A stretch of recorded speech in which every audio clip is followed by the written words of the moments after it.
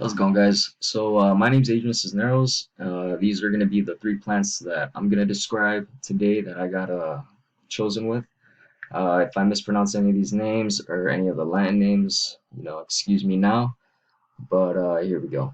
The first one, it was the Eulalia, or the Japanese silvergrass. Basically, the Latin name is the Latin name, family, and order is Miscanthus sinensis hybrids from the Poke family, and then the Poales order.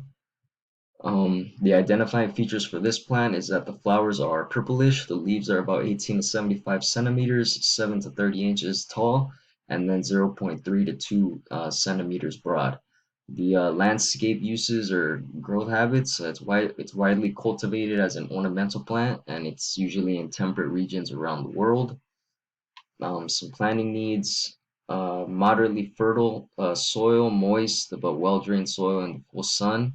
It needs full sun. Does not tolerate excessive winter moisture, and then it has to be cut to the ground by early spring because it also needs space to grow.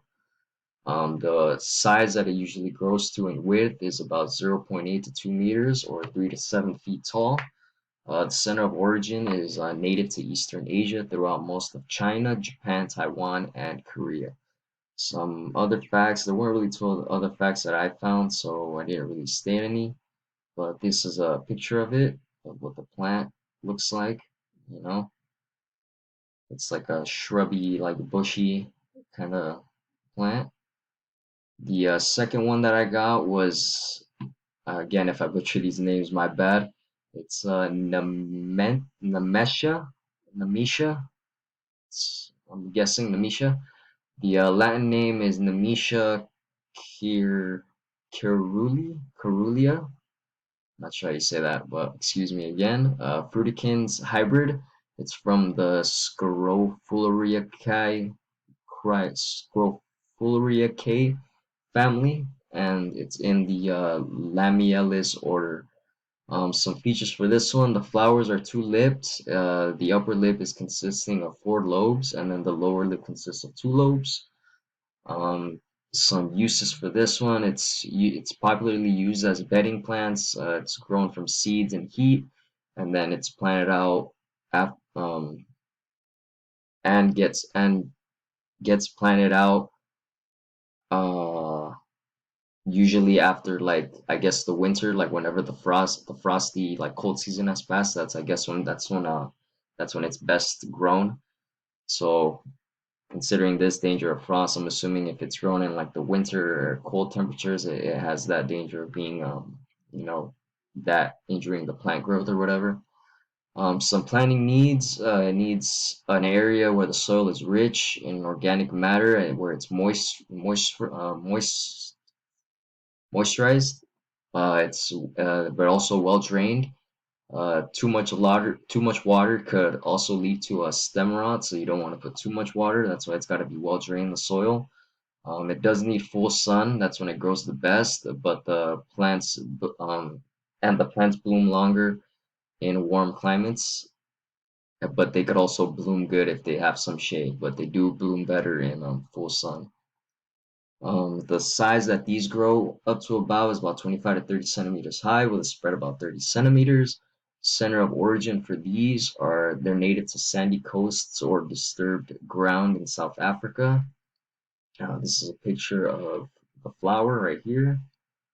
As you can see, they come in different variety of colors: white, orange, red, yellow, purple, different colors. Really nice flower. As you can see from the picture too, they don't look like they grow pretty big either.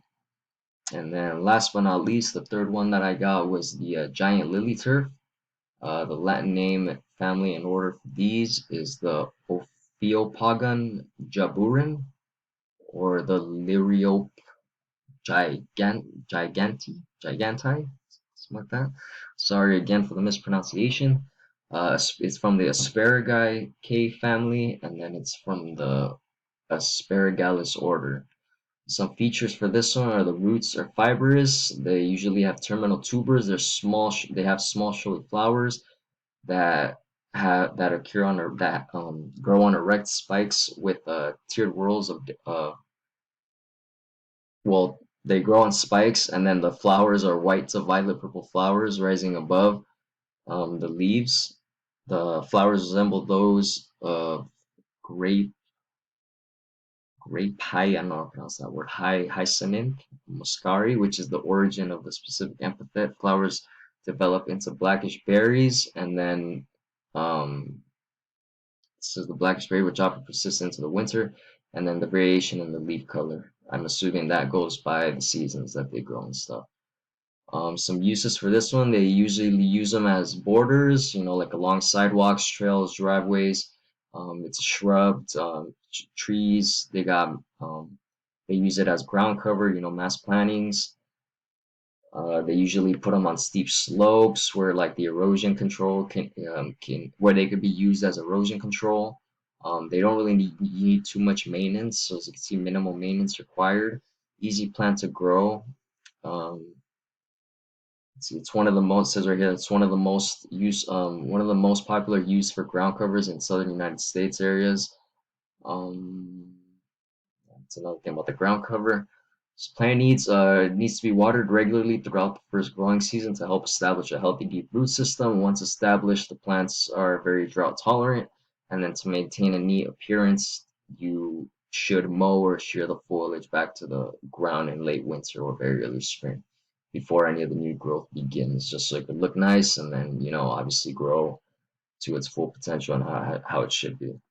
The height that these plants usually grow to, they're grass-like perennials, which typically grow 30 to 45 centimeters or 12 to 18 inches tall. The center of origin for this plant is East Asia. And then other facts of interest for this one, I actually found out that the lily turf plant is actually deer resistant, so they don't get too much action from deers in the winter, which is good. And then that's a site I use. This is the picture of the plant. So it's a really nice flower. And yeah, those were the three that I had. Hopefully I didn't butcher. Oh, I mean, I did butcher a lot of the names, but I mean, hopefully that wasn't too much of a problem, and you guys understood what I was kind of going for and saying and everything. And then hopefully you guys learned a little bit about each of these plants. And yeah, I look forward to watching all your guys' videos and learning a little bit about the ones you guys got too. All right, you guys have a good night. Thank you.